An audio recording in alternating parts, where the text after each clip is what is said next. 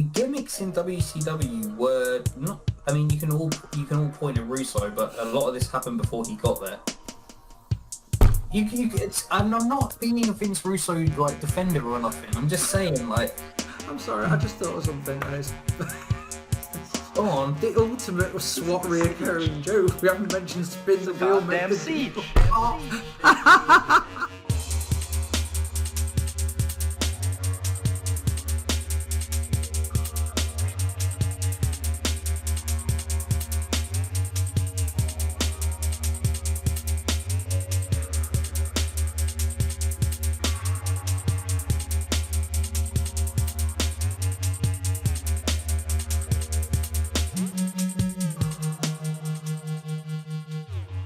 Hello, ladies and gentlemen. Welcome to this. This, if you can believe it, is season 2. It's season fucking 2 of the SWAT. I'm RP. You're on this side now. He's Danny. He's SWAT Monster. And yeah, tonight we are back in the saddle, and tonight we're going to do a random topic. This has been sprung on me completely by surprise. We had this big long talk about how we were going to do from now on it's going to be about topics that we're going to discuss and we're going to have some time to think about, and literally 10 minutes ago Dan's like, I've got a great topic, we're going to do that instead. I'm like, good, there we are then. You've still got social media, right? Because I know what you're like about deleting stuff. But I don't use it. So why is this? Social media Twitter's great, isn't it? For all your news and views. She convinced me to get TikTok, right? Now, for someone like yourself who doesn't have that many free hours in the day, whenever you go on social media, you kind of like, it takes up more time than you wish it to. And I've been sort of going on TikTok, and it's been like, oh, that's entertaining. You know, it's just been like, oh, I'm done, I've got to get back to work. So I haven't really been on Twitter much, but yeah, it's still there. So, ladies and gentlemen, I use Twitter from time to time. I'm struggling to remember what TikTok even is, if I'm honest, because I'm an old man. It's pure shit. Anyway, our various social medias are down here and down there, and of course, if you're listening to us on Spotify, check out the description for it. So, without further ado, Season 2, Episode 1. It's time for the fucking millionaire music. Play, boy. See, that hasn't changed. I knew you'd come back. Well, the thing is, if we've got set topics, I can't use them. So, say for example, there's we had 8 episodes in season 1. So imagine if there's 8 episodes in season 2 again. This potentially could be the only time you're hearing that wonderful tunes right now. What's your question topic thing, dude? Yeah. Right. So you sent me a video earlier of a WCW segment where David Arquette was supposed to come out and ends up falling through the stage, and we all laughed and everything, but we'd never seen it. No. What I want to know is from memory, okay? Because we always like to butcher WCW, and also it does have its good moments. And what I want to know, it deserves it. Yeah. But what I want to discuss with you is some of your favourite memories and least favourite memories of WCW. Oh gosh, so we need to start this off with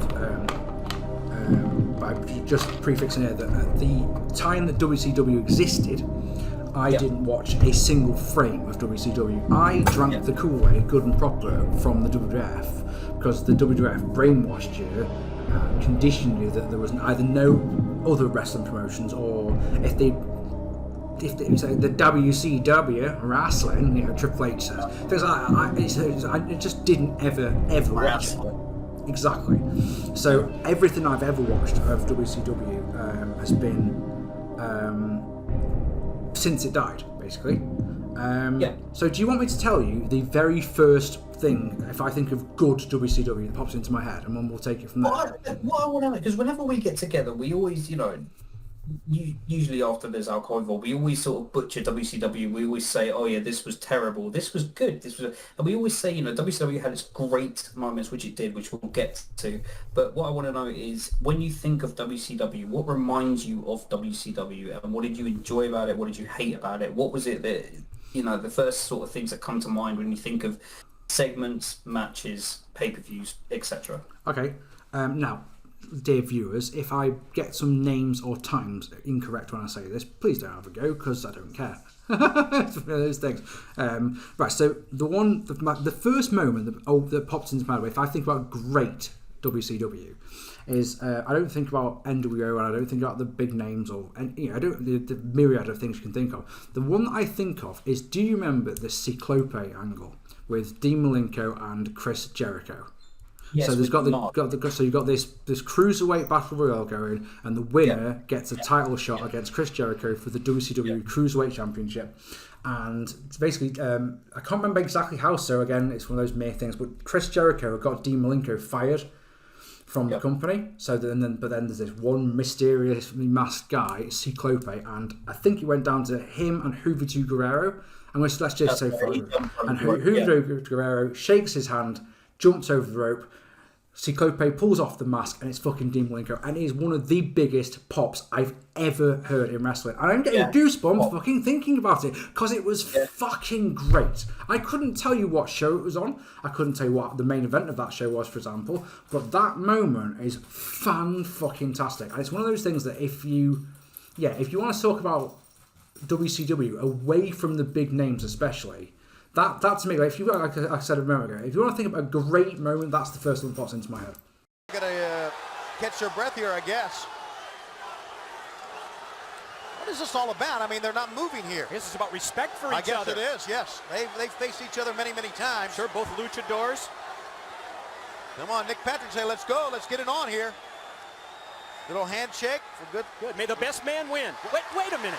Juventud just eliminated himself. Juventud just eliminated himself. Wait a minute. Cyclope, what's he doing here? He's unmasking. That's not Cyclope! Look at that! Dean Malenko! He's back! The man of 1,000 holes! The man that will face Jericho for the title right now! People can correct me if I'm wrong. I think when you said you don't know where that happened, I think it was I love WCW 98. I think it was Sold Out 98. You can Google that. And if I'm right, then happy days for me. But yeah, that was one of those moments where it was unexpected, and pop, as you said, was just great. And, you got goosebumps thinking about it. But yeah, that was good booking. That was good storytelling. That was everything perfect about, character building, everything like that. Because, Malenko versus Jericho at that time was what people wanted to see. And yeah, it was just a really fun, entertaining, well-booked spot. What's going on? Where have you gone? Sorry. Was I right, or are you just jobbing now? Sorry, I just can properly job there, and we'll have to put something over the screen there, because it's recording over the screen, and it popped up the wrong fucking thing on the wrong side. I do apologise. It was Slamboree 98. Oh, Slamboree 98, the pay-per-view after, or 2 shows after, or whatever. It was 98. I know it was 98, okay? Mm-hmm. Don't agree with me too much. So, Goldberg versus Perry Saturn for the US title. You liked that match from what I remember on your review. Bret Hart versus Randy Savage. Sting and the Giant versus the Outsiders. DDP versus Raven. Lex Luger versus Bryan Adams. Oh yeah. So yeah, all on paper, that sounds great, doesn't it? And no Hogan, so even better. Wait, Slamboree, was that the control of the tag titles, Giant and Sting? It just says for the tag title. It just says it's a tag team match for the tag team championship. Do I remember and get a hobby down? That spring, it was a spring stampede. It was there you go. It was the Outsiders versus Giant and Sting for the tag titles, and I think Scott Hall turned on Kevin Nash. And Giant and Sting won the belts, and then this was going to be their way of deciding who was the champion or something like that. But yeah, WCW 98. That's a memory of that. I mean, I enjoyed WCW 98. I'm not going to lie about that. I don't feel ashamed to go watch a WCW show from 1998. I thought that was pretty good. What else though, in terms of matches and things? I mean, you mentioned Malenko unmasking and going to Jericho. When people say, what are your favourite WCW matches? What's the first one that comes to mind? Obviously, you go back to think. Steamboat and Flair and stuff, but you've got your favourites, and I'm sure we'll talk about Bash 91 at some point, but do we have to? I've got a whole review of it out there. If you want to see what I think of that one, just go and I'll tell you about it. One Christmas, he asked me, what should I do for my Christmas review, and I said, go review Bash 91 because it's just a horrendous show. And he went and did that, and go watch it. It's just funny. If you need to cheer your day up, go and watch that review. And the crowd go, yay! It's one of my favourites. I don't make a point. That makes me sound like I'm such a fucking egomaniac. I don't make a point of watching my own videos. Although, let me just tell you a little story you might find interesting. In the first few months that Liz and I were together, I was crashing at hers, and I went to bed. Sorry, Liz went to bed before me, and I was still up. I was having a few beers or whatever. And Liz wakes up in the night, and she can hear me shouting. And she goes downstairs thinking, what the fuck? How much has he had to drink? He shouted at the fucking wall or something. And I'd fallen asleep watching one of my fucking videos. So she'd been woken up by me ranting about WCW or what have you, or some bullshit show. And that kept her awake. You can always guarantee if it's not Heroes of Wrestling, it will be a WCW show. Most likely from 99, but you get that little one in there from 91, which was just as good. So my favourite the first of my favourite matches that comes into my head is the War Games match from 1992. Yeah. So it's it's Dangerous Alliance versus Sting Squadron, and it's just wonderful in all of the ways. What made it different to the other War Games matches, especially around that time? Because you think of the names of talent and the people who you had in there at that time. What made that match? I was about to say it's just the amount of talent that there is in the ring. I mean, all right, obviously there's not Bobby Eaton's in there for goodness sake, but I love it. It's the perfect length, the perfect finish. The build-up's really good, and the match itself is really exciting. And it's just for it's not a War Games match. Exactly, I was going to say pretty much exactly that. I was going to say it's what if I think of a War Games match. Even when you get the NXT War Games, for example, nowadays, it's what that's what the standard is to me. That's what I expect. I think that's the first one that comes to mind. I was thinking of. I think I've told this story many times when I've talked about WCW. But when I did a series, for those who don't know, I did a wrestling review series called 97th Heaven, where I reviewed the pay-per-views from 1997. As shocking as that may sound, and yeah, ECW as well. And so I did ECW, WCW, and the WWF. Yeah, because of course, I used to have so much time to be able to do 3 pay-per-view reviews a month. For goodness sake. Nowadays, just watching 3 pay-per-views in a month would be an achievement, but at the time, you used to have a lot more free time. So, on that one, I've told this, like I said, I've told this story quite a few times, so I apologise if you've heard it before. But there was a series in early 1997 between Randy Savage and DDP that I remember. Because just like I say, I think if I go back and watch some of my WCW reviews, I think I was still so anti-WCW. I just thought it was always rubbish. And I think a lot of the times when I review, especially because if you think about it, when I did my review series for WCW, I did a few of the 1999 Sucks episodes, but the majority of those were about the WWF more than WCW. But if you think about that, I reviewed every pay-per-view from 2000. I think any time I'm going to going backwards, I'm going to be watching some WCW. I'm always just going to go, this was wank. So I went into the Savage versus Page feud, probably not with the best eyes on it, and I watched it, and it wasn't very. I think maximum I gave it like 2.5, 3 stars, and really wasn't very complimentary about the matches. And about 6 months later, for some reason, I might even have been with you at the time, but we watched at least one of their series and went, might be a bit wrong about this one. This one's. We watched Bash 97 again. I need a hobby. We watched Great American Bash 97, and they had like a Falls Count Anywhere match or something. And I just remember this wasn't too long ago. This was, I mean, for us, it's not too long ago. A couple of years wasn't too long ago. And we watched it, and you just said, "Why did I slate this so much when I reviewed it?" Yeah. One of those. Yeah, I kind of feel that way about a lot of WCW stuff. I look back now when I watch it, and I think to myself, well, it's actually a lot better than I first thought when I saw it.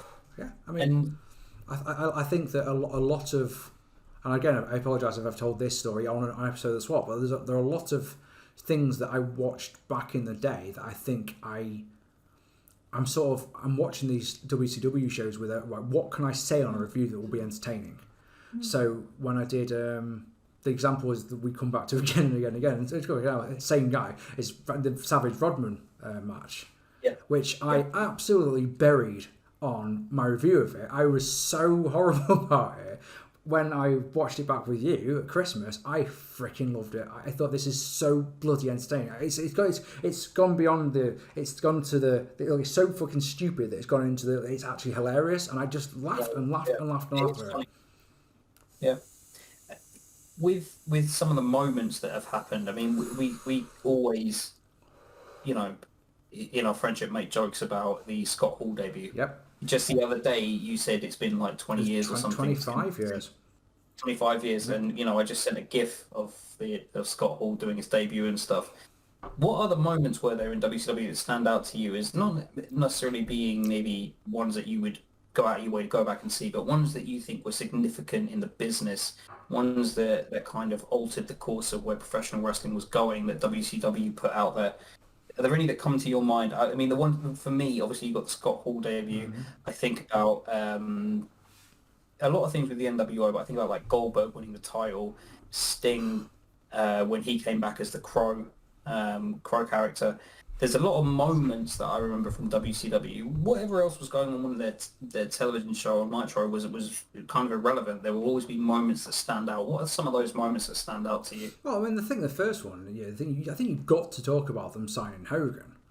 Because I know he had cooled off in the WWF and that, and they were trying to move on with the new generation stuff, but he just still was, and probably for a long time until we got Austin and Rock, really was the guy. When you think about wrestling, you think Hulk Hogan. But if your average man on the street, if they don't know any wrestlers at all, they know the name Hulk Hogan. So signing Hulk Hogan was huge, and it made sense. And as much as his contract to this day remains the most stupid thing I think I've ever read in my entire life, for the amount of perks that he got and the amount of money that he got. How much was it? I forget. I guess if I say a number, it'll be wrong, and then I think you'll find me. But it was the way he got X amount of money. He got a percentage of the buy rate. He got creative control over not only his own feuds, but also potentially every feud in the business, in the company. Yeah. So it could be the opening guy, and he's having a feud with some guy. Recently, I read this week on a wrestling site. I read that they did an interview with Bischoff, and I thought I'd read that and read the transcript of it. It was an audio interview. I didn't have time to listen to it, so I just read it. And he was asked, how many times did Hogan use creative control in WCW? Apparently it was once. Yeah. It was the that doesn't work for me, brother. That situation, whatever it was. But you got to think, in that position with that kind of power, being Hulk Hogan, how many decisions did he influence? And were they good with that? We'll probably never know. How much he actually had on the company, but for WCW, when they brought in Hogan, it was just that changing of the tide for them, I think, because they had the Saturday night show as and then they were going to expand and go Monday nights and whatever, and they had Hogan come in, and it was like, okay, well now, as Bischoff said, I wanted to make a noise over here that people would sort of be attracted to and stuff. I don't think anyone else would have had that kind of, excuse the pun, impact on the business as Hogan would and did. Why does Bischoff... Is Bischoff and Hogan quite close friends? Do you know? I think they used to be. I'm not sure anymore. I'm just wondering what would make Bischoff say that 20 years after WCW folded. What's to gain from saying, oh no, Hogan never used his creative? Fans curiosity, yes. I just don't get it, because it's one of those, if you just tell the truth, man, it doesn't matter. Can't change the past. And people, Hogan's doing. I think one of the points I'm trying to make is that Hogan's done enough to disgrace his own name, without Bischoff saying, "Well, actually, use creative control most weeks." What difference would it make? But we'll probably never know. No.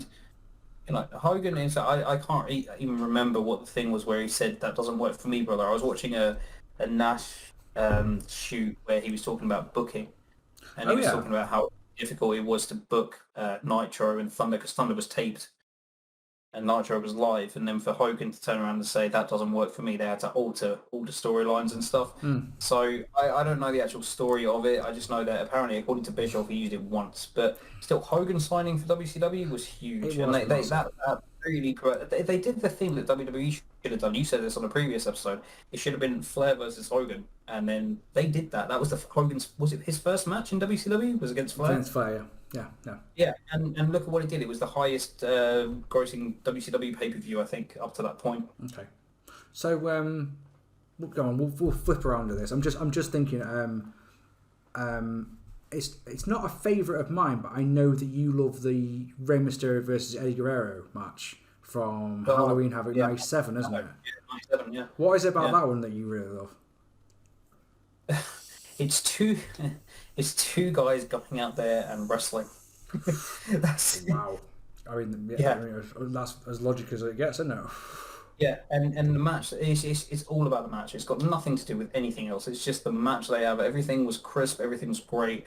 Everything made sense. It was just one of those matches that even to this day, me watched it last time you came and say, oh yeah, we watched it and we're just like, yeah, it's every bit as good as it was, the first time you saw it. And I think that's a testament not just to those two, but to in WCW you didn't. In WWE at the time, you didn't have a lot of matches like that. They didn't have a lot of cruiserweights in '97. They had like the one special attraction show. You remember Canadian Stampede? Of course, I could forget. And they had who was it? Was it Tucker and Great Sasuke? Yep. Because people will moan. I can't believe you got the name wrong, Danny. He supposed to be the Japanese fan. I can't even pronounce his name. That's a very good point, actually. Anyway, I would get that wrong. It was like Sasuke or Sasuke because of the way it's spelled. But anyway, it was like a special attraction. In WCW, it was week in, week out. And you had great cruiserweight matches at that time. And that was just as good as it gets. In my opinion, that was just a 5-star quality match. That was great. Same with, and you and me, again, I say recently, probably a few years ago, we watched Bash at the Beach 96, the one with the NWO forms. Yeah. The opening match of that, if you remember, is Psychosis versus Rey Mysterio. Yeah. And we both gave it match of the night. So the cruiserweights in WCW was a huge selling point. Different. If you're a wrestling fan and you're watching that, it's great. Yeah. It really is. And there's so many, but I mean, and unfortunately, I think moments in WCW when I think about Rey Mysterio and that and the long dart thing. Yeah, that's a great moment. That is a heck of a moment. But it's a great moment. They always say when they talk about that moment in the documentaries, they always say that they got the people ringing up the police because they thought it was real. Yeah. I mean, that's incredible, isn't it? Yeah. What about a moment that's just popped into my head is, do you remember when the NWO, we used to talk about the NWO, I was one of those, right, I know that a moment or 10 of theirs is going to come up eventually, so let's get on with it. So one for me is where the NWO were trying to recruit DDP, and they got him to put the t-shirt on, and it was like, here's another one fucking defecting to the NWO, goes to shake the hand and won't go and hit Scott Hall with the fucking diamond cutter. Oh my god, that was immense. And again, incredible pop. It's one of those times when the NWO guy gets the comeuppance, fucking immense. Oh, it was so good. And now I know you're in the comments. I think you'll find Mark here, the diamond cutter, and Scott Hall. I mean, on Kevin Nash. Hey, you can't even say the name, Kevin Nash. Sorry. And I tell you what, this makes the Super Bowl look weak. This is beautiful. Look at that. Yes! Oh, yes, that looks great. Yes! It's a fish. Hey! No, I can't believe what I'm seeing. You just made a big mistake, Dallas. It's things like that you remember. So we've talked about moments, and I know we briefly touched on it, but I'll go back to it because you asked me about Halloween Havoc. Some of your favourite matches, there are some that you always will talk about with WCW. You mentioned War Games. What are some of the other matches? Maybe matches from Nitro or later on in the 90s or early 90s that stand out to you as being important for WCW, or ones that you just remember or are happy to go back and watch now? Well, one of the things that slips under the radar is a lot. I can't remember last time I heard someone talking about this one was the. Do you remember the Owen Hart Memorial match that Benoit and Bret Hart had on? They had a match on Nitro. They're told you can have as long as you want. Just go out there and wrestle. Just do what you want to do. But then it was all in good faith because Owen Hart had passed away and all that jazz. And then but Bret was like, Chris should win, and management were like, absolutely not. No, you're winning.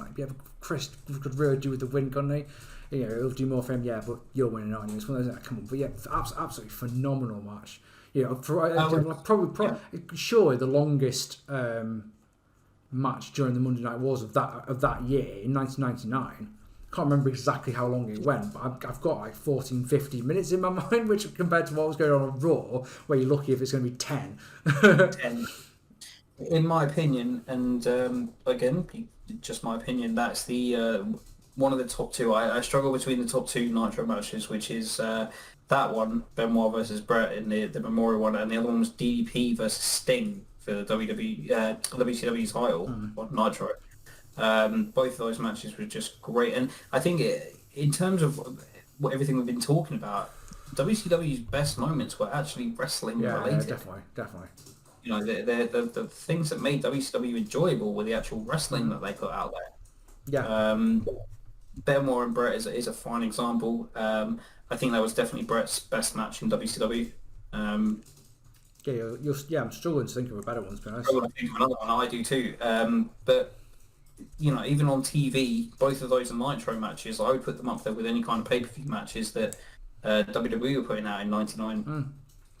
Oh yeah, because remember, I was going to say 99. I literally just went to go, because 99 sucks, but I made a whole series about. You didn't do the TVs. You didn't do TVs. Yeah. But at the end of the day, that was my 99 Sucks series was all about pay-per-views. People didn't. I think a lot of the time people just didn't get that series. Like, Raw was amazing. It's like that's the point. The pay-per-views were bad, but TV, Raw was must-see television, which. Even for if you watch an episode of Raw now at 38 years old, you sort of just go, God, this is a bit rubbish, isn't it? I don't think the Attitude Era has aged well. I think was the point of those series, and it's something I maintain to this day. I loved it, and there's a whole episode where we talk about the best time to be a fan, and both of us, have the Attitude Era on such a bloody high pedestal. But at the same time, you go back. 99 is the if you watch 98 and you watch 2000, different story. But 1999, you're start going. These matches that are 3 minutes long, if you're lucky, and there's turns all over the place, and it's a very violent product. And rah. If I asked you, as the people, Mike, what are your 5 favourite matches? I'm not asking you this, but if I was to ask you your 5 favourite matches from the Attitude Era, you would sit there and scratch your head. Because you think, okay, what was actually good during that time in terms of wrestling matches, quote unquote? I think top 5 would be quite easy because the majority of my favourite matches of that time stand out so much. But top 10, but you know what? You still have to think about it in terms of you think of moments. People would say, actually moments. Actually, if you ask me what are your top 5 matches from the Attitude Era that weren't pay-per-view matches, that would be a different one. Because I went through my top 5 in my mind then, and all of them were pay-per-view matches. So it's one of those. Okay, tell me one that you really loved on Raw. Like, was that one that was on Raw that time? But no, in terms of Attitude Era, we're talking. I'm not talking 2000 here, even though it was Attitude Era. I'm talking 98, 99. That's. If you were to name your top 5 matches from that time, I think you would struggle. Yeah, you're right. For 99. 2000's easy. We all love 2000, but in terms of 98, 99, I would struggle, yeah. Here's another way I look at it. You know how we talked about the wrestling being what WCW was good? A great transition for this is where the storylines sometimes were good, but the matches were really bad. That makes a lot of sense. Now, I enjoyed, and I hate me for this. I enjoyed the Goldberg-Brett storyline. Was that the bit where Brett had the metal thing? Yeah. That's just clever, isn't it? Exactly. He's a guy who does a spear, so I'm going to put a chest protector on. So if he does a spear on me, it does nothing to me, but it does everything to him. Do you think back to for instance, Road Wild 99 and Uncensored 99, and I guess I was trying to transition into the bad stuff that you remember, which sometimes is funny. Sometimes you ask someone, what are your memories of WCW, and they'll say X, Y, and Z. Usually the X, Y, and Z are all bad. What are some of your and this is where we're gonna have fun with this. Are we talking matches? Are we talking moments? Everything. But when I say what was bad about WCW, what pops into your head? Judy Bagwell on a pole match. There you go. You see? Yeah. Just straight away, it's for example, literally at that, 2000 is a case of pick one. I think of that. I think of the finger poke of doom from the 4th of January, Raw 1999. It's which is just one of those. wrestling exists to make money. I kind of see when Kevin Nash explains it about how they're going to reform the NWO, so Goldberg's got people to go through. Kind of makes sense, but to do it that way is fucking awful.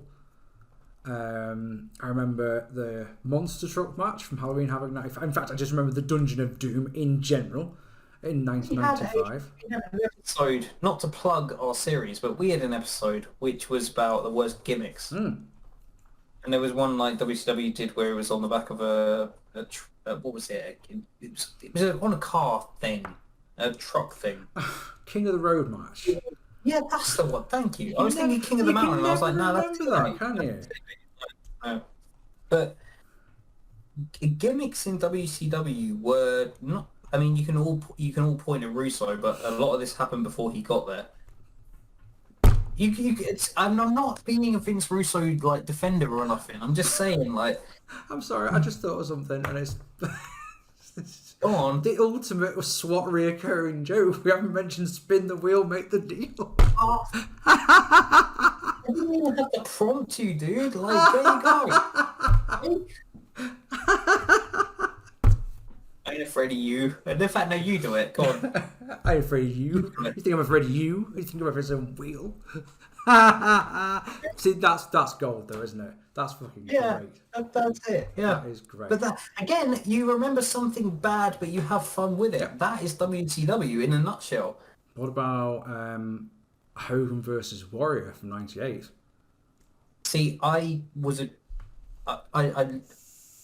a fan obviously in the late '90s, and watching stuff from the '80s later on, I really enjoyed. And when WrestleMania 6 was, I think it was 1990. To be honest. Respawn, yeah. Watching the Hogan Warrior match, I was, engrossed with it. I loved it. Yep. I thought this is great. Even that stare down they do at the beginning, where it's just, Warrior sort of just making his face and Hogan sort of there as a champion. I loved that, and I thought, okay, so I'm gonna watch this, and it's gonna be as epic as it was. And then you watch it, and you wonder why God ever gave you life. You wonder why every decision you ever made in your life brought you to watching that match. Yep. And then you think to yourself, this is so bad, I'm never watching wrestling again, I'm going to go away, sit in a corner and just cry until it's over. Because that is what that... And you feel so bad for like the long-term fan at that point, which I wasn't, but at that point, the long-term fan, you think, oh yeah, Hogan and Warrior, how can that not be good? Yep. Of course, it was preceded by, was it DDP and Goldberg for the title?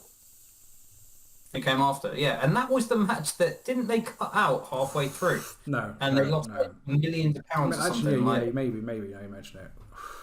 Halloween Havoc 98, wasn't it? I think it was Halloween Havoc 98. Yeah. Sure. So, if it was, that makes more sense, yeah. Again, another moment, DDP and Hogan, not DDP, DDP and Goldberg were in the main event for the title, and about 15 seconds into the match, for fans who do not know, WCW had like a thing with their pay-per-view provider, but they didn't tell them they were going to go over the arranged limit of time.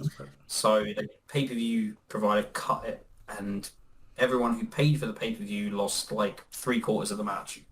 Correct. And WCW had to refund all this money. And you think, okay, well, that's kind of a bullshit kind of decision on WCW's part. To make it doubly worse, back then the pay-per-views were replayed on a Tuesday evening, and WCW, in their infinite wisdom, decided to show the match in full on Nitro the following night, so no one would buy the replay. Yeah. WCW. Because no one was paid to see Hogan versus Warrior again. So...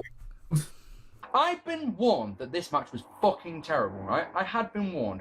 But this was the actual very definition of the word terrible. What you think coming out of this match is, fuck me, guys, Pat Patterson is a fucking genius, isn't he? He is just a genius for putting on and for booking and for producing and all that, the match at WrestleMania 6. They must have rehearsed it to within an inch of its life for it to be as good as it was. And this just wasn't. I had a feeling going into this one that because of the fireball spot that I knew was coming, this one may descend into minus figures because it's going to be, because it's going to be offensive. That's what I say. And minus figures is one that has no redeeming factors at all. Right?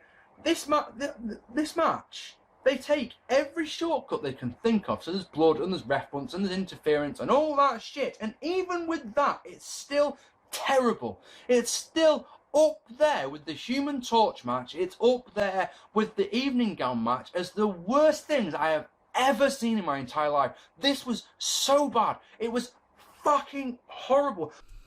But didn't we recently have a topic? For some reason, you texted me the other day or something about the Kiss Demon or something. Was it we were talking about? I vaguely remember that coming up. Yeah. You messaged me something, and it involved like the Kiss Demon or something to do with WCW in '99 or 2000 or something. I can't find. Can you find like? But things like that, things like oh no, it was the West Texas Rednecks. One at a time. So yeah, the Kiss Demon was. I sent you a message saying that I just had to explain the Kiss Demon to my wife. That's literally all the context of it. So stop that. Yeah. Yeah. So the West Texas Rednecks gimmick was a brilliant one because we were talking about rappers. We were watching the AEW. That's new. AEW show, and there's got a guy at the moment who's doing a rapping gimmick, and we were talking about rappers in wrestling. So of course we mentioned John Cena. We talked about PN News, of course. And and then you just went the No Limit Soldier. I'm like, fuck off, Jesus! There's a name I haven't heard for a while. And yeah, we got talking about how good. And on paper, here's a bunch of rappers. They're the heels, by the way, because WCW is a southern company. So the rappers are the heels, and who are the good guys? Well, they're all fucking country stars, aren't they? So you've got the West Texas Rednecks who wrote a song and recorded a song called "Rap Is Crap." And the country and indeed all Western radio stations in America really liked it and started playing it on the air. And it started getting some traction. So WCW did fucking nothing with them. Absolutely nothing with it. If it was the Fed, if it was the WWF, they would have pushed that to the moon. Because that's a classic WCW thing to do. Is that they would... There's a story in the death of WCW. Again, fuck the names, don't care. But there was a baseball player who was just about to hit his century of home runs. And so they did this thing where he met up with Goldberg, who was the WCW champion at the time. And they went and did some batting practice and they did rah-de-rah-de-rah. And the WCW didn't mention it at all on Nitro. Not a single mention of it. Whereas, as I just said, if it was the Fed, they would milk it for every second that they could. Because, hey, look, we've got this big celebrity with one of our guys. So, like I say, the West Texas Rednecks, like I said, they got a big on the country and indeed all Western radio stations. And they were playing it all the time. And the thing is, the thing I remember about it is... do you remember the World's Greatest Tag Team versus the APA back in 2003? They did a cover of it called APA Crap, which I just remembered that just popped into my head because I desperately need a home. It was the Vengeance where they had that barroom brawl or something.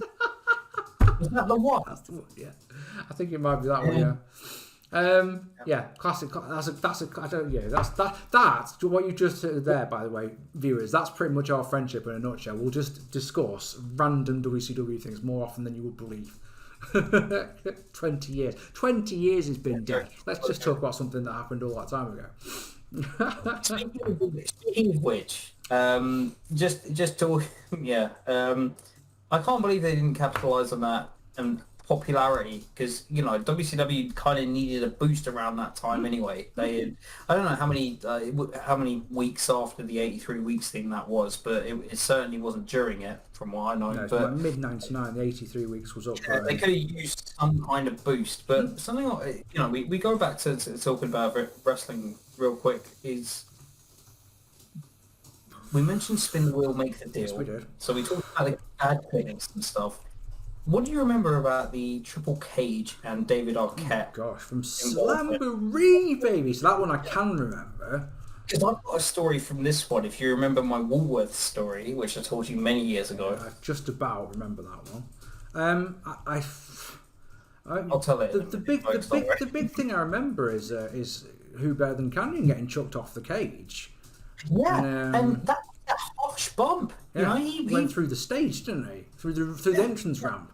and that was the end of the show. Just Yeah, he that was went like the through. last thing. Made no impact. No one cared. It was just like Mike Awesome came. Yeah, off you go. Bye. See you in a bit. Yeah. No, Mike Totally Awesome. Remember his name, right? Mike. And my issue was watching it to review it. My issue was that it was in the same arena that Owen Hart had died, and it's one of those a bit tasteless. Yeah. I wasn't going to mention that unless you did, and I thought. Well, it's only, like I say, only because I said it on the review, so I've got to stand by it, haven't I? I mean, It sucks that show happened in that arena, and they decided that it would be okay. I mean, I'm guessing that's Russo booking. I don't know. That's what I can't answer right now for you. I remember that whole show being awful in all of the ways, top to bottom. I'm intrigued to see what I would think of it if I watched it now, but it's one of those shows that I couldn't watch it now. Because OSW reviewed it, and I've done a thing for many years now where I watch or listen to the OSW reviews from the very first one, the Wrestling Challenge, all the way through to the latest reviews, and then I'll do it again and again and again. So I've heard their Slamboree Baby review easily 20 times. There's no interest for me whatsoever in actually watching the pay-per-view, believe it or not. Let me give you my rundown of that show, because my thing was, I was with my nan, bless her, in Woolworths one day, and this was in like 2001, 2002. Because you talked about on the when the best time to be a fan was, that your grandparents would take you and buy you wrestling bits, yeah? This was after that. Okay. This was much after that. I literally went in Woolworths to get a pick and mix. Anyone who lives in the UK knows that Woolworths used to have a great pick and mix, right? That's true. Like, I literally went in there to get a pick and mix, and they used to have like this white cage of videotapes, which was like sale videotapes, right? And on top, I saw WCW Slamboree 2000, £1.99, £1.99. Amazing. And I was like, fuck the pick mix, Nan, can I have this? And she was like, yeah, sure. So I remember from it, I think it was Billy Kidman versus Hulk Hogan. Yes. I remembered. There was a strap match. I don't remember who was in it. And there was the triple cage match, right? I remember that. I don't remember anything else from the show, right? But I just remember the end of it. And I just thought, like, because obviously I knew at that time about Owen Hart and everything, and I thought, well, and you just think to yourself, wow, that's really distasteful. And as a wrestling fan, you don't expect to like come away from a show thinking something like that, and it was just like, okay. So that was kind of my WCW kind of vibe from that point. I was just like, yeah, I really want to, even £2, I could have done without seeing that. I would have rather had the pick and mix, to be honest. But yeah, the thing is, you can only have to pick and mix once, where you've got Slamboree Baby for the rest of your life. Isn't that the videotape you and Dave broke over my head? No. What, the one where Dave did the stump fucker on you? Who are you? Oh my god, it's the Freak. Sorry. Woo! Stalker! And it's gone right onto the Starcade bin. Oh, come on! Good bit. I thought that was a Starcade 99, or is that the one? What's the one I had? No, 99 was the one I took with a picture. Yes. And sent it back What's to the you one? guys. What's the one that I hit you in the head with that busted you open in our final match together? Uncensored 99.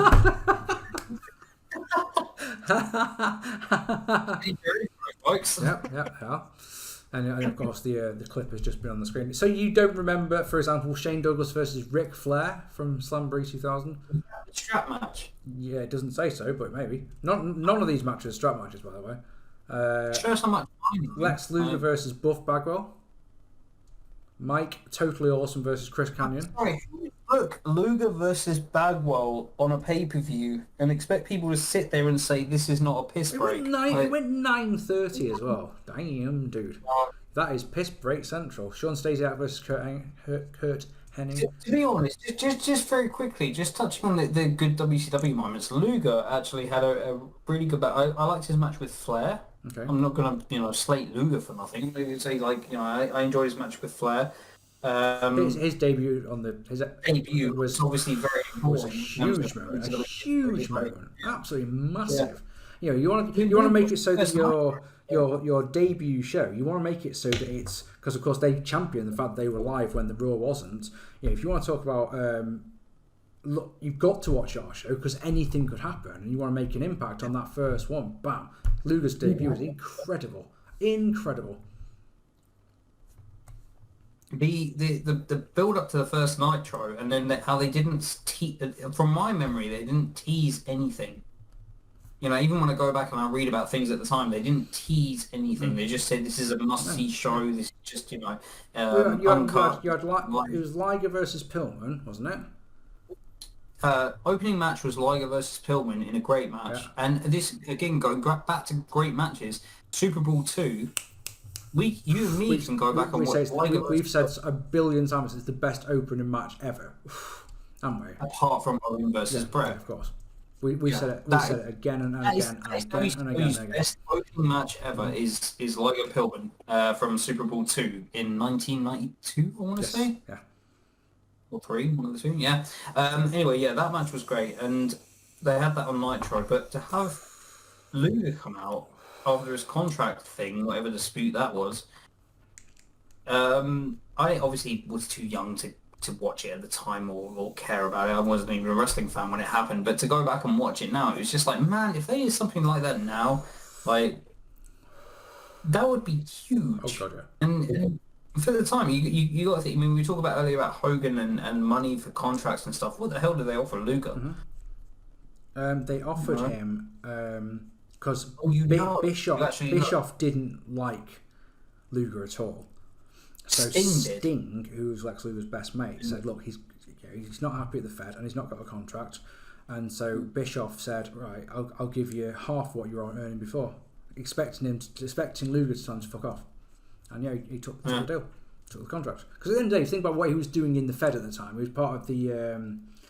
was part of a tag team with fucking British Bulldog, the Allied Powers, wasn't he? He wrestled WrestleMania against the Blue Brothers. He was doing jack shit in the Fed. So, you know, take a chance, go and do something different. Yeah. He had his WWE run, as it were, was WrestleMania 10. That was it. He had his match with, was it Yokozuna? And before that he had the Lex Express thing, and the SummerSlam he fought. Yeah. No, SummerSlam he fought Yokozuna, wasn't it? He slammed him and 93. Like that. But he wasn't considered a top player. But no, which is interesting, isn't it? Because, you know, like I say, he was part of a tag team. He wasn't doing anything special. But when he makes his debut on Nitro, it's a holy shit moment. Amazing. Isn't that incredible? What? Yeah. Right, tell me this much, because, you know, we have been waffling on for 50 minutes now, so we should probably wrap this up. So I'm just going to talk about one more thing, because it's a genuine one here. Why have we never watched the show where fucking RoboCop appeared in WCW? In all of our years of friendship, why have we never done that? Well, one, I like RoboCop and I don't want to hear you slate him.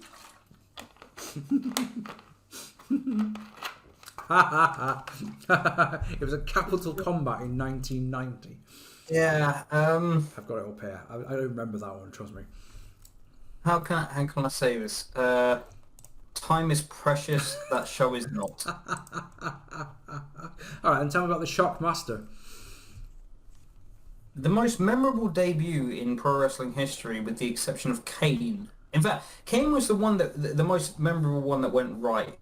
Shockmaster was the most memorable one that went wrong. So somebody had they like tested this thing, from what I know, and he had gone through the wall, everything had come fine. He was the Shockmaster, which was it Tugboat? Yes, yeah. And he was wearing a Stormtrooper helmet, silver glitter. Yeah. And he was going to be in Sting's thing for, was it War Games? I think it may have been. Maybe something like, a big multi-man match was coming, wasn't it? It was, from my memory, it was Sting and Harlem Heat or something. I don't know. Against Sid Vicious and a bunch of people. But anyway, so Shockmaster came through and the test run went fine. And then they get to the actual live thing on Clash of the Champions? Which one are we talking about now? or Flair for the Gold, something like that. And he busts through. Someone nailed like a 2x4 to the thing, and he didn't know it was there, so he goes like, "Bop." The helmet falls off. If you've never seen the Legends of Wrestling Roundtable worst characters, Dusty Rhodes, who was there, whose idea it was, he gives like a full explanation of this and Uncle Free. how it happened. I remember watching it back like recent. I actually saw it recently and just It was Flair for the Gold. Well, remember, dude. Oh, thank you. Great. Need a hobby. 5th time tonight. Yeah, I remember watching it and just laughing and thinking, who doesn't check their set before they put people in? Like, come Can you on. remember who was? If that had happened on WWE TV, how many people would have been fired? Oh, Like, 4 at least. you know, if I can't explain it. Go watch Dusty Rhodes talk about it. Go watch if you've got enough time to watch us, you've got enough time to go watch the worst characters roundtable thing. Fair. Go watch that. Dusty Rhodes explains it perfectly. But yeah, that is the most memorable debut, but negatively, in the history of professional Hey, you wrestling. want to talk about a moment? Speaking of debuts, it's more a re-debut than an actual proper debut. But right in the middle of the Monday Night Wars, of course, we had Rick Rude appearing on Nitro and Raw on the same evening. That's fucking incredible, isn't it? That'd never happen now. And it never happened again, did it? I don't think so. No. You know, you had ones. The only one that was I can think of that comes close is you had episodes of Taped Impact that had Tommaso Ciampa on, and then he was also appearing on NXT. But that's not got the same gravitas, has it? No. It's not prime time. Like No, exactly. I could do a video on Rick Rude by himself, just how fucking great he was. But that's a story for another day. Talk about Rick Rude. Didn't he have a great feud with Jake the Snake? Yes. Yeah, we could talk about Rick Rude. Yeah, that's fine. I'll leave it with this then. Let me wrap this up, and I'll say to you, I want your favorite WCW moment. Okay. Your favorite WCW match and your worst WCW moment. Or funniest, because they kind of go together.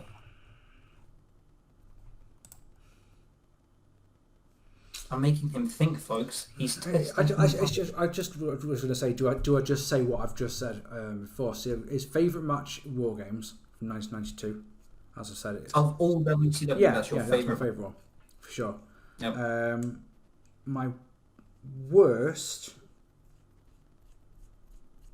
is the opening contest from Bash 91, because it couldn't be anything else, which is the scaffold match, which is the most, bear in mind it's got Steve Austin in it, is torturous to watch. It gets to the point. Why is it so bad? Why is it so bad? I mean, without wanting to go into something that I could talk to you, if you're just go and get me the extra view. Why is it so bad? Because it doesn't make any sense.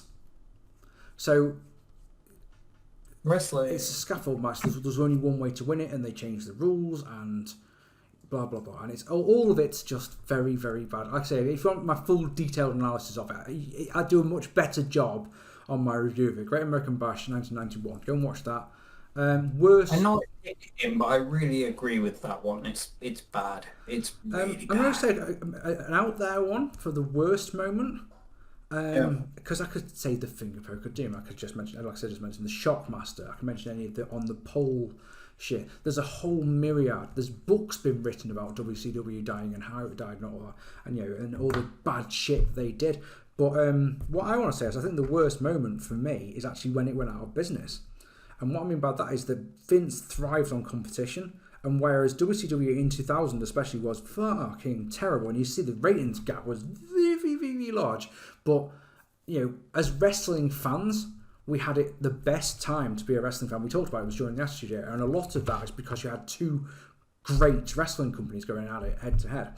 And when WCW stopped operating, there was this whole chunk of wrestling audience in America that just stop watching wrestling overnight. You would think that if you've got two companies, let's say, just go numbers out of our arses, 4 million people watching Raw and 2 million people watching Nitro, because even towards the end, the numbers were bad, but they weren't bad. They were just bad compared to how good they once were. You know, or compared to how they are now, well said. But what it was expected is that if you've got these 4 million Raw fans here and you've got these 2 million WCW fans here, these 2 million will they want their wrestling fix, they'll start watching Raw. And that never happened. They just stopped watching wrestling overnight. Just completely stopped. And the WWF's ratings started going in a free fall, which to this day is still going on. So I think the worst moment is, it's not an actual moment per se. But I think them stopping being in business in general was the worst thing to happen to them. Okay, so in terms, because I completely get you on that, and that's such a great point. I didn't think of it that way, but thank you. In terms of, aside from that, just a bad moment that stands out, you know what I mean? Like when someone says, what did WCW do? Okay, Just so the one where... Really bad well on a poll, but I know that can't be a top one. The worst thing that WCW ever did, be it in-ring, be it a segment, be it interviews, be in... of the whole myriad of things that they did, the worst thing they did was put the WCW Championship on David Arquette. Because Russo did it to make some headlines, he said, and he got a headline. Goldberg said, if it makes sense for business, I'm okay with it. Yeah, but it didn't... ratings from Nitro and Thunder went down, and the pay-per-view buy rate for Slamboree, baby, was fucking terrible. So he didn't do good business. It was not a good business move. And then, of course, less than 6 months later, Russo himself's the fucking champion. Come on. Yeah, that is, that's... Was this the one where he got speared out the cage? Yes, it was, yeah. And then he voluntarily gave up the championship because he had a concussion, so he never actually lost it. Yeah. At the end of the day, I'm a big believer that your company should revolve. We need storylines in wrestling, as much as Dan doesn't agree with that. I do agree. We did a whole episode where you sat there ranting about fucking storylines. Go and watch it if you don't believe me. But I do agree with storylines. It's just if it's wrestling, don't get me started. Go on. Not what you said at the time. You just said, why can't it be Wrestler A versus Wrestler B? Yeah, well, for a championship. Sometimes that's good enough. Go watch it. We need storylines in wrestling. We need reasons for the wrestlers to have the matches. Otherwise, it's MMA, and that was my argument. What I said about Dan's theories at the time. But I'm a huge believer in the championship should be everything. Every wrestler in the company should aspire to be the champion. From the very bottom to the very top is that the one thing you want more than anything else is you want that championship. If you've lost it, you want it back. And you believe that the last match on a show should be about the title? Not necessarily, no. If there's a good storyline match on it, Hogan versus Rock is the example I will always say, is that should have been the main event. That's what the people were paying to see. And we would at WrestleMania 18 in a future episode. No, we did it on the bonus episode, didn't we? Which of course is but not because we need to rebook that. Have I sent you the thing where it's Jim Cornette rebooking WrestleMania 18? Every time you do this to me, I don't give two shits. I know you care what Cornette thinks. Just don't give a fuck. I know you hate him. I know. I get it. I understand, but he makes some sense. Well, once a decade is acceptable, isn't it? Yeah, fine. So to put the championship belt on an actor, I to this day I just think that's really, really dumb. I mean, basically it's in a year where the championship belt changed over 20 times in one calendar year, so it did. You could say it got lost in the shuffle a little bit, but it's just bad. And to lose it in a tag match and all that jazz, DDP was the champion before that and he lost it to fucking an actor. And you just go, oh man, you deserve better than that. What about yourself then? What do you say? Best match, worst match, and worst moment? I have, how I distinguish best and favourite as two different things. Yes. So best would obviously be Chi-Town Rumble, Steamboat, and Flair. I'm a wrestling fan. Like in terms of the in-ring stuff, that's for me is as good as it gets. You know, I can watch Flair and Steamboat wrestle all day. Favorite, watching Sting and Flair. I love their Clash of Champions match, which was the 45-minute or the hour-long Broadway, whichever one it was. But it was, I think it was Bash 90, where it was Flair versus Sting, and Sting won the title. And for me, it was just you know what, this is, I feel this. This is great. You know, this makes me as a fan feel good. And I will always remember the first time I saw that. It was on that DVD I gave you for your birthday one year. Yeah, it's on there. It's the one on that. What was the worst one, or the most memorable moment? Worst match and worst moment. Worst match, most moment. So what? Worst match is Sting versus Vampiro in a Human Torch match. Ooh, out of nowhere! Wow, Yeah, I'll say that's the one where he got launched off the top of the Tron, isn't it? Yeah, Oh, yeah. You gave it -5 yes, stars. I remember fucking it. did, and rightly so. It's- Funny story, that is the only time that Mark and I have ever both given a match -5 stars. That's it. Yeah. God, I had completely forgotten about that match. Bloody hell! Yeah. That Where did was that just come from? Fuck. it'll always stick there. It's just like, you know, you say bash. The worst one is kind of similar. I don't know if it was on the Shane show or the show beforehand. It was Russo's promo, where they had a moment, and his promo wasn't actually the moment. The moment was when Jarrett rolled over and Hogan pinned him. Oh yeah. So that would have For been me- Bash at the Beach 2000. That's the one, yeah. So I think the torch match was the month after, but correct me if I'm wrong. I don't know. They will. But They always do. when Jarrett rolled, when I'll get a text at 4 a.m. By the way, like Jarrett rolled over. Hogan put his foot on him or something to pin him, and then Russo came out, and it's like I didn't feel bad as a wrestling fan because I didn't pay for that. I mean, I paid for the network where I watched it, or I paid for the video, $1.99 Woolworths, whatever. I probably got it for the same price, but I felt bad for the people who were there, who went there expecting to see a wrestling show, and all of a sudden they end up with this abysmal kind of soap opera where it's and I hate to quote you on this, I didn't pay to see this. That's my line. Yeah, I know, but you know what I mean? Yeah. Like, it was just one of those things where it's just like, this is completely unnecessary. You don't do this out of the curtain, you do this behind the curtain. You know, if this is, and I've read into, you know, what everyone has said about it, the people who were involved, and I've read into, you know, what the storyline was at the time and everything, and it's just like, there's no need for that Do you mean things like the fact that they had Hogan pin Jarrett, then fucked off out of the arena, and then they had the match Booker T versus Jarrett later on before the championship, which meant that they had to have two belts there, which makes no sense. Yeah, bullshit like that. That kind of booking, in my opinion, is what made WCW go out of business. And you know me, I don't mind Russo. I don't have a problem with Russo. It's just I don't know if that was him. It's just at that, watching that back, it's just like, well, what would WWE be doing at that time? You know. So the Human Torch. No, you're on about the Bash the Beach '98 was in July. So what happened in July 2000? What pay-per-view was in July 2000? Yeah. Fully Loaded 2000 was July 2000. That's what the fucking film were doing. One of our favourite shows. And that is mine and Mark's go-to show. If we're bored and we were actually together, which we you know, we're never. That's a contradicting statement. If we're ever together and we're bored, which never happens, we will put on Fully Loaded 2000.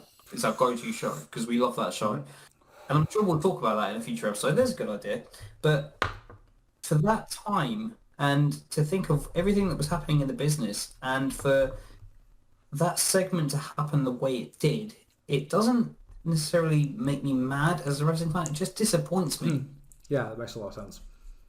You know, and that's the one that stands out to me as being the most memorable in terms of negative things. It was, yeah, WCW in 2000 had obviously gone the wrong way, but that was just sort of the staple of saying, yeah, we're done. That's it. That's it. Hogan's gone now. This is it. And even if it was real life or if it wasn't, it's just like, we don't care about the people who have paid to see wrestling. It's not about wrestling anymore. This is about money. This is about booking. This is about what people, you know, people with their contract clauses and everything else say. Hogan filed a defamation of character lawsuit against WCW because of that promo that Russo did, the one you were just talking about. That's fucking absurd. We remember it though. Fuck yeah, we do. Right, ladies and gentlemen, let me tell you one thing. I pretty much guarantee that we haven't even scratched the surface when it comes to what we think of WCW. These are just the first things that have come into our head. So if you would like us to do another episode about WCW, its good, its bad, its worst, its best, let us know in the comments. And if enough of you want one, we'll be happy to do another one. So thank you so much for watching this episode of The SWAT. Great to be back, isn't it, Dan? I've missed it, mate. It's been a while. As you can probably tell by where Dan is. Dan's moved house. That's why we haven't done an episode. So we should be back up and running again now. And yeah, as I said at the start, Instagram and Facebook and Twitter are all down there or in the description down below. Check us out on Spotify if you don't want to have to look at our ugly, ugly faces. Well, my ugly face and his nice one. So you're on the wrong side these days.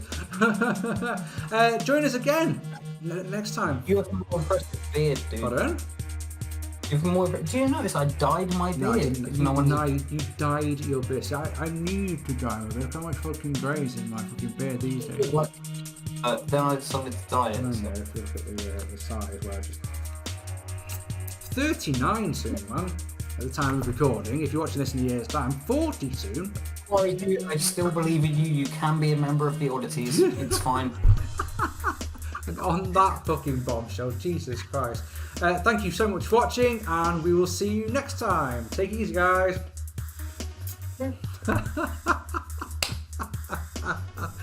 Which one am I going to be? I don't know. Again.